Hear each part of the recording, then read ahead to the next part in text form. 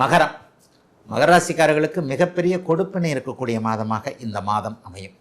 மாத ஆரம்பத்தில் சூரியன் புதன் செவ்வாய் ராகு 2ஆம் இடத்துல குருவின் பார்வை 9, 11 எப்படிங்க தொடர்புகளை பெறுகிறது? 2ஆம் வீட்டை குரு பார்க்கிறார். 9ஆம் அதிபதி 2ஆம் வீட்டில் இருக்கிறார். 11ஆம் அதிபதி 2ஆம் வீட்டில் இருக்கிறார். ஆக அந்த 2, 9, 11 சுபத்துவத்தின் மூலமாக மகர ராசிக்காரர்களுக்கு இதுவரைக்கும் நடக்காத சில விஷயங்கள் இந்த மாசத்துல 2ஆம் இடத்துல சுக்கிரனும் சரியும் சேர்ந்திருப்பது என்பது முயற்சிகள் பலிக்கக்கூடிய தன்மை. இன்னும் ஒன்று ஸ்பெஷலான ஒன்று சொல்லணும்.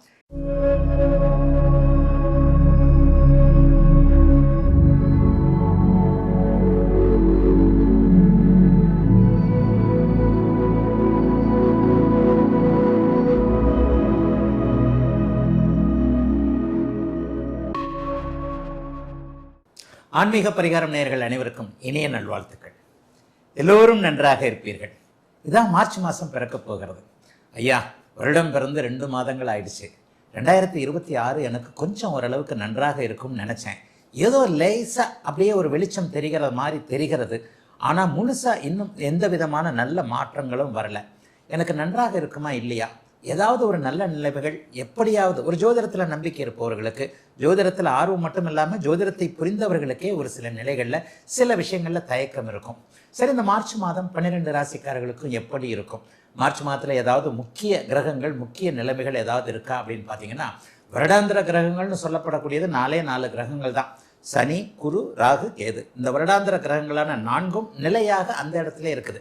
இந்த வருஷம் இந்த மாதம் கண்டிப்பாக சனி பயிற்சி இல்லை. ஐயா, வாக்கிய பஞ்சாங்கப்படி சனி பயிற்சி மார்ச் மாதம் 7ஆம் தேதி அப்படி இப்படின்னு சொல்கிறாங்களே அப்படின்னு சொன்னீங்கன்னா, வாக்கிய பஞ்சாங்கம் என்பது முழுக்க தவறானது, ஞானிகளுடைய சித்தாந்தத்திற்கு விரோதமானது. ஒரு சாதாரண ஜோதிடர் வாக்கிய பஞ்சாங்கத்தை கொடுத்தார். ஞானிகள் கொடுத்ததுதான் திருக்கணிதம்.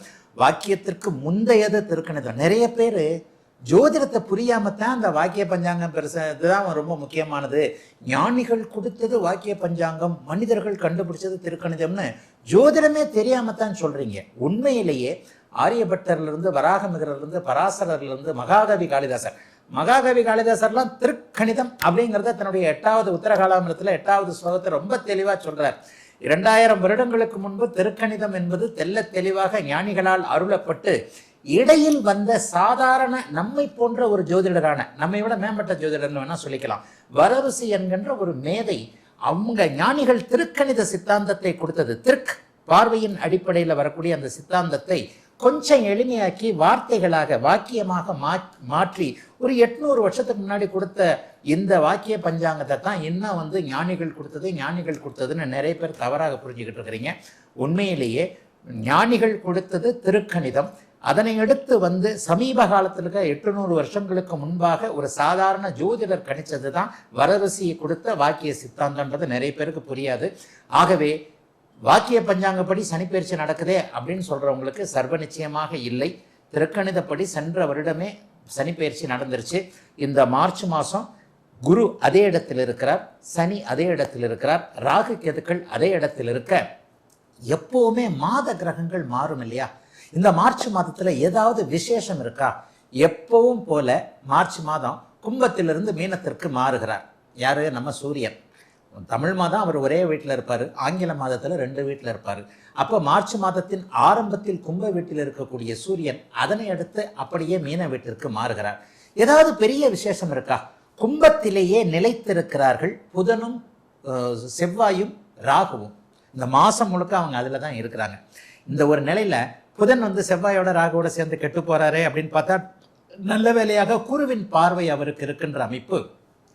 கும்பத்தில் நிறைய கிரகங்கள், சூரியன், புதன், செவ்வாய், ராகு ஆகிய 4 கிரகங்கள், குறிப்பாக 3 கிரகங்கள் ராகுவின் பிடியில் இருக்கின்ற ஒரு அமைப்பை நிவர்த்தி செய்யக்கூடிய விதமாக குருவின் பார்வையும் உங்களுக்கு நல்ல விதமாக இருக்கு. அதனால புதனோ செவ்வாயோ பலவீனமாக இல்லை என்பதுதான் உண்மை. வேற ஏதாவது மார்ச் மாசத்துல ஸ்பெஷல் இருக்கா? ஒரு 20-25 நாள் சுக்கிரன் உச்சமா இருக்கிறாருங்க. ஆரம்பத்தில் 1ஆம் தேதி 2ஆம் தேதிலாம் கும்பத்தில் தான் இருக்கிறார். அதற்கப்புறம் 3ஆம் தேதி அல்லது 2ஆம் தேதி நினைக்கிறேன், 3ஆம் தேதியே சுக்கிரன் உச்சம் என்கின்ற அதி அற்புத ஒரு நிலைமை அடைகிறார். ரிஷபராசிக்காரங்களுக்கும் துளாராசிக்காரங்களுக்கும் சுக்கிரன் உச்சம் இந்த மாதம் முழுவதும் ஒரு 20 நாட்கள் இருப்பது என்பது, 20-25 நாட்கள் இருக்கிறார் என்பது மிகப்பெரிய ஒரு நல்ல அமைப்பு. மாதத்தின் இறுதியில் தான் அவர் உச்சத்திலிருந்து விலகுகிறார். உச்சத்தில் இருக்கும்போது என்ன பண்றாரு? சனியை சுபத்துவப்படுத்துகிறார். மீனராசிக்காரர்களுக்கு ஜென்மச்சனி அமைப்புகளை ஒரு 10-20 நாள் அப்படியே தம் பண்ணி வைப்பார். ஜென்மச்சனியுடைய ஒரு தடங்கல்கள் இதை அவர் நிறுத்தி வைக்கிறார் என்பதுதான் அர்த்தம்.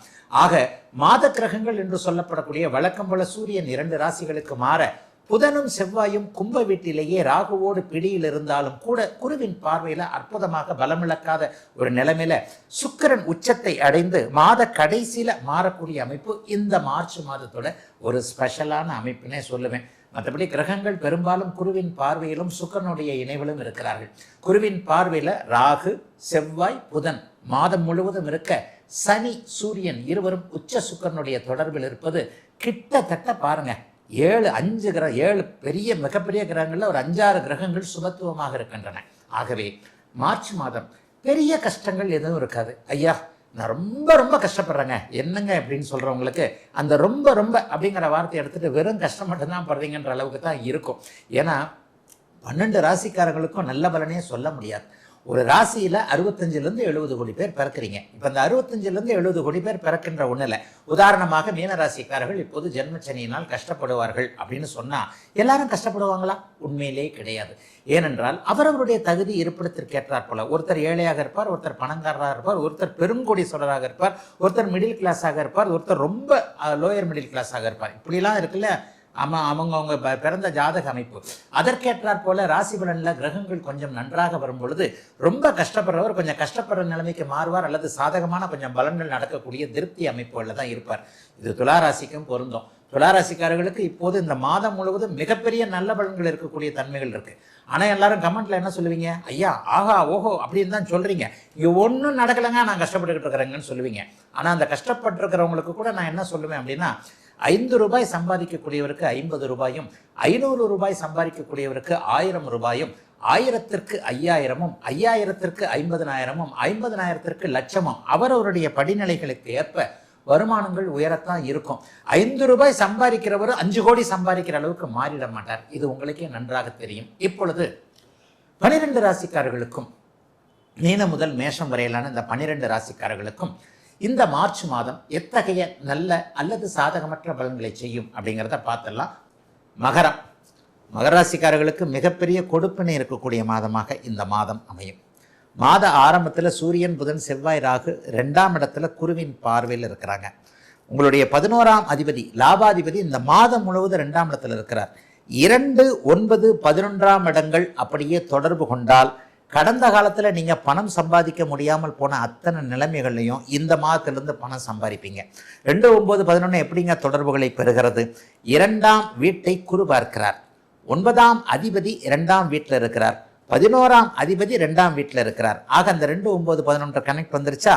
இதன் மூலமாக கடந்த காலத்தில் ஒரு 5 வருஷமா 7 வருஷமா மகர ராசிக்காரர்கள் பொருளாதார ரீதியாக முன்னேற்றம் இல்லாமல் இருந்து வந்த அத்தனை நிலைமைகளும் இந்த மார்ச் மாதத்துலேருந்து கண்டிப்பாக மாறப்போகுதுங்க. இதை விட இன்னொன்று முக்கியமான ஒன்று, 7.5 சனி விட்டு போச்சு. இந்த 7.5 சனி விட்டு போயும் நல்லது நடக்கலையே நினச்சிக்கிட்டு இருந்தவங்களுக்கு உங்களுடைய பூரண ராஜயோக கிரகமான சுக்கிரன் இந்த மாதம் முழுவதும் உச்சனாகி சனியோடு சேர்ந்திருப்பது சனியின் சுபத்துவத்தை குறிக்கிறது. இந்த சனியோடைய சுபத்துவத்தின் மூலமாக மகர ராசிக்காரர்களுக்கு இதுவரைக்கும் நடக்காத சில விஷயங்கள் இந்த மாதத்துலேருந்து நடக்க போகுது. இது வரைக்கும் காலை வாரினவங்க, இது வரைக்கும் கையை வாரினவங்க, அதை வாரினாங்க, இதை வாரினாங்க, தலையை பிடிச்சி இழுத்துட்டு போயிட்டு வந்த கொண்டே முழுக வச்சிட்டாயா அப்படி இப்படின்னு சொல்லிட்டு பிறர் மேலே கொஞ்சம் ஒரு மாதிரியான அமைப்புகளில் இருந்தவர்கள் எல்லாருக்குமே உங்களுடைய சொந்த முயற்சியில் அதிலிருந்து அப்படியே வெளியே வந்து பணம் சம்பாதிக்கக்கூடிய அமைப்புகள், தொழில் முன்னேற்ற அமைப்புகள் எல்லாம் இருக்கக்கூடிய அற்புத மாதமாக இந்த மாதம் கண்டிப்பாக அமைங்க. எதை பற்றியும் பெருசாலாம் கவலைப்பட வேண்டாங்க. கடந்த காலத்தில் வேலை போனவங்களுக்கு புதுசாக நல்ல வேலை கிடைக்கும். தொழிலில் இறங்கி நஷ்டமானவங்களுக்கு அதே தொழில் அல்லது இன்னொரு தொழில் கை கொடுக்கக்கூடிய தன்மைகள் உண்டு. விவசாய பெருமக்களுக்கு கொஞ்சம் நிம்மதியான சூழல் கண்டிப்பாக இருக்கும். வியாபார பெருமக்களை நான் அடிக்கடி சொல்கிறேன், அப்டேட் ஆகுங்க. இப்போது எல்லாரும் கடையை தேடி வந்து 5 பைசா 10 பைசா 5 ரூபா 10 ரூபா கொடுத்து பொருள் வாங்கினது போக இன்றைக்கி கடை பொருளை தூக்கிக்கிட்டு வீடு வீடாக வந்து எல்லா ஆப்பும் வந்து டெலிவரி பண்ண ஆரம்பிச்சிருச்சு. அது மாதிரி இந்த உலகத்தோடு ஒத்துப்போவது என்பதில் அப்டேட் ஆகாத வியாபார பெருமக்கள்லாம் இந்த மாதத்துலேருந்து எப்படி நம்ம வியாபாரத்தை பெருக்கிறது, எல்லாரையும் போல் நம்மளும் எப்படி தொழில் பண்ணுறதுன்னு சில விஷயங்களில் யோசனை பண்ணி அதன் மூலமாக நன்றாக இருக்கக்கூடிய அமைப்புகள் இருக்குது. 3ஆம் இடத்துல சுக்கிரனும் சரியும் சேர்ந்திருப்பது என்பது முயற்சிகள் பலிக்கக்கூடிய தன்மை. இன்னும் ஒன்று ஸ்பெஷலான ஒன்று சொல்லணும். கடந்த 4-5 வருஷத்தில் எனக்கு 2-3 சான்ஸ் கிடச்சிது. இந்த சான்ஸ் எல்லாம் நான் மிஸ் பண்ணிட்டேன். என் திமிரு தான், என் அலட்சியம்தான். இந்த வாய்ப்புகளை நான் ஒழுங்காக பயன்படுத்தியிருந்தேனா, ஆனால் இன்றைக்கி நான் தான் தமிழ்நாட்டில் பெரியாள், நான் தான் இந்த ஏரியாவில் பெரியாள், நான் தான் இதில் பெரியாள், இந்த மாதிரியாக ஏற்கனவே தவற விட்டுவிட்ட வாய்ப்புகளை நினைத்து வருந்தி கொண்டிருக்கக்கூடிய அத்தனை மகர ராசிக்காரர்களுக்கும் நல்ல வாய்ப்புகள் கிடைக்கக்கூடிய இனிய மாதமாக அமைந்திருக்கிறது இந்த மார்ச் மாதம்.